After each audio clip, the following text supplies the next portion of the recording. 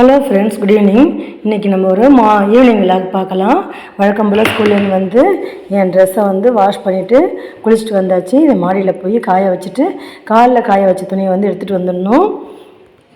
ஃப்ரிட்ஜிலேருந்து பால் எடுத்து வெளியில் வச்சுருக்கேன், பால் காய்ச்சணும். அதுக்கப்புறம் காலையில் போட்ட அந்த இந்த பாத்திரத்தில் வந்து ஆறுன தண்ணி இருக்கும், அது தீர்ந்துருச்சு. இப்போ காலையில் போட்ட தண்ணியை வந்து இதில் ஊற்றி வச்சுட்டு பசங்க வந்தோடனே குடிக்கிறதுக்கு கேட்பாங்க. இப்போ இந்த பெரிய பாத்திரத்தில் புதுசாக தண்ணி போடணும்.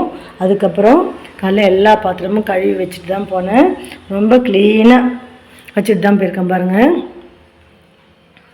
காலைல பாப்பா வந்து ஒரு இட்லி சாப்பிட்டு நான் 3 இட்லி ஒரு இட்லி வச்சுட்டு போயிருந்தாங்க. ஹஸ்பண்டோட 3 இட்லி 4 இட்லி இருக்குதுன்னு காமிச்சேன். ஆனால் இப்போ பாருங்கள், ஹஸ்பண்ட் வந்து 2 இட்லி சாப்பிட்டு 2 இட்லி வச்சுட்டு போயிருக்காங்க. அதே மாதிரி சட்னி எடுத்து உள்ளெல்லாம் வைக்க மாட்டாங்க, அப்படியே வெளியிலே வச்சுட்டு போயிருக்காங்க. இனிமேல் நான் ஒவ்வொரு வேலையாக பார்க்க ஆரம்பிக்கணும். இந்த மாதிரி கொஞ்சம் க்ளீனாக வச்சுட்டு போனால் தான் ஈவினிங் நமக்கு கொஞ்சம் ஈஸியாக இருக்கும். ஒரு மிதியடியும் காய வச்சுருக்கேன். டஸ்ட்பின்லாம் வந்து கழுவி வெயிலில் வச்சுட்டு போயிருக்கேன், அதையும் எடுத்தாந்து வைக்கணும். இப்போ என் லஞ்ச் பாக்ஸ்லாம் வந்து அன்பாக்ஸ் பண்ணி போட்டுடணும். நம்ம வீட்டில் 4 டஸ்ட்பின் யூஸ் பண்ணுறோம்.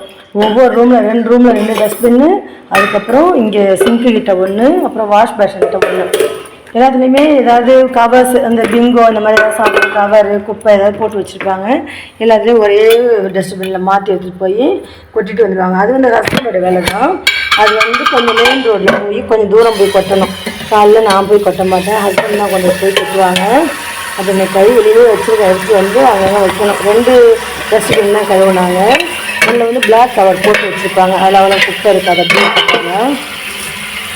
இன்றைக்கி வந்து வெஜிடபிள் ரைஸ் ஆனதுனால நமக்கு வந்து லஞ்ச் பாக்ஸ்லாம் கம்மியாக தான் இருக்கும். அந்த ஆறின தண்ணி இந்த பாத்திரத்துக்கு கரெக்டாக இருக்குது. மாற்றிட்டேன். இப்போ புதுசாக வந்து தண்ணி வந்து போட்டிருக்கேன். இந்த மாதிரி போட்டு வச்சா தான் காலைல பாட்டிலில் ஊற்றுறதுக்குலாம் ஈஸியாக இருக்கும். அதுக்கப்புறம் அந்த பால் வந்து ஃபில்ட்ரு பண்ணி காய்ச்சிக்கலாம். பால் ஊற்றி வச்சுட்டேன், பால் காயட்டும். இந்த மேட் வெளியில் காய வச்சுருந்தேன், அதையும் எடுத்தாந்து இந்த இடத்துல வச்சுட்டேன். இப்போ டஸ்ட்பின் எடுத்தாந்து வச்சேன். 2 டஸ்ட்பின்னு கழுவி காய வச்சுட்டு போயிருந்தேன். 2 எடுத்துகிட்டு போய் எங்கே வைக்கணுமோ அங்கே வச்சிடலாம். சின்ன சின்ன வேலையாக தான் இருக்கும், அது எல்லாமே நம்ம தான் செய்யணும். சின்ன வேலையாக இருந்தாலும் பெரிய வேலையாக இருந்தாலும் நம்ம தான் செய்யணும். வேறு யாரும் நமக்கு வேலை செய்ய மாட்டாங்க. நம்ம வளர்ந்த மாதிரி இப்போ இருக்கிற பிள்ளைங்க வளர மாட்டேங்குது. சொன்னால் கோவம் தான் வருது, நம்மளை பிடிக்க மாட்டேங்குது. அப்பா வந்து வேலை சொல்லாமல் இருக்கிறனால அப்பாவை பிடிக்குது, நம்ம வந்து வேலை சொல்கிறதுனால நம்மளை வந்து அவங்களுக்கு பிடிக்கலை. இதுதான் வந்து நம்ம வாஷ் பேஷன் ஏரியா. இங்கே வந்து ஒரு கண்ணாடி இருக்கும். இங்கே ஒரு டஸ்ட்பின் வச்சுருப்பேன். நான் எப்போவுமே இது கீழே ஒரு டஸ்ட்பின்னும் ஒரு முறமும் வச்சுருப்பேன். இங்கே இதை வச்சாச்சு. பால் தண்ணி 2யுமே சிம்மில் வச்சுட்டு மேலே போயிட்டு அந்த ட்ரெஸ்ஸை காயப்போட்டு காயிற ட்ரெஸ்ஸை எடுத்துகிட்டு வந்துட போகிறேன். இங்கே பாருங்கள் ஃப்ரெண்ட்ஸ், இவ்வளோ துணி இருந்தது. மாடியில் போய் என் ட்ரெஸ்ஸை காய வச்சுட்டு எடுத்துகிட்டு வந்துட்டேன். நான் ட்ரெஸ் எடுத்துகிட்டு போன பக்கெட்டை மேலேயே வச்சுட்டு வந்திருக்கேன். ஹஸ்பண்ட் வந்ததுக்கப்புறம் தான் செடிக்கெலாம் தண்ணி ஊற்றிட்டு அரும்பு பறிச்சுட்டு வர சொல்லணும். நேற்றுலாம் நான் அரும்பு பறிக்கவே இல்லை, ரொம்ப டயர்டாக இருந்தது. நான் மாடிக்கு மொபைல் எடுத்து போய் வீடு எடுத்துருக்கலாம். பக்கத்துலலாம் வீடு கட்டுறாங்க, ஒரே சத்தமாக இருக்குது. இங்கேயே சத்தம் உங்களுக்கு கேட்கும். அதனால் மாடிக்கு வந்து நான் மொபைல் எடுத்துகிட்டு போகல. இப்போ வந்து நாளைக்கு முருங்கைக்கீரை செய்யலான்னு ஒரு ஐடியாவில் இருக்கேன். ஆனால் பக்கத்தில் நம்ம செடி வச்சுருக்கோம்ல, அங்கே போய் கொஞ்சம் முருங்கைக்கீரை உடைச்சி எடுத்துகிட்டு வந்துடலாம். பால் சிம்மில் வச்சுட்டு போனோம்ல, அது வந்து நல்லா காஞ்சிருச்சு, பொங்கிலாம் வரல. ஆனால் வந்து தண்ணி இன்னும் கொதிக்கலை, கொஞ்சம் கொதிக்க வச்சு தான் ஆஃப் பண்ணுவேன். இப்போ போய் நான் முருங்கைக்கீரை பறிச்சுட்டு வந்துடுறேன். இங்கே பாருங்கள் ஃப்ரெண்ட்ஸ், இந்த முருங்கை மரத்துலேருந்து தான் முருங்கைக்கீரை வந்து நான் உடைக்க போகிறேன். நான் சொன்னேன்ல வீடு கட்டுறாங்க சத்தமாக இருக்கணும், அந்த வீடு இதுதான். மாடியிலேருந்து பார்த்தா நல்லா தெரியும். நமக்கு பின்பக்கம் இது வந்து இன்னும் 2 முருங்கை கன்று வச்சது கொஞ்சமாக துளுத்துருக்கு. இங்கே வந்து க்ளீன் பண்ண திருப்பி புல் வளருன்னு சொல்லிட்டு மருந்து அடிச்சிட்டாங்க, புல் மருந்து அடிச்சிட்டாங்க. அது எல்லாமே காஞ்சிருக்கு. அதுலேயும் கொஞ்சம் பேட்சாக பச்சையாகவே இருக்குது. அதுக்கு திருப்பி அடிக்கணும் போல் இருக்குது. இப்போ கொஞ்சம் கீரை நம்ம உடச்சிக்கலாம்.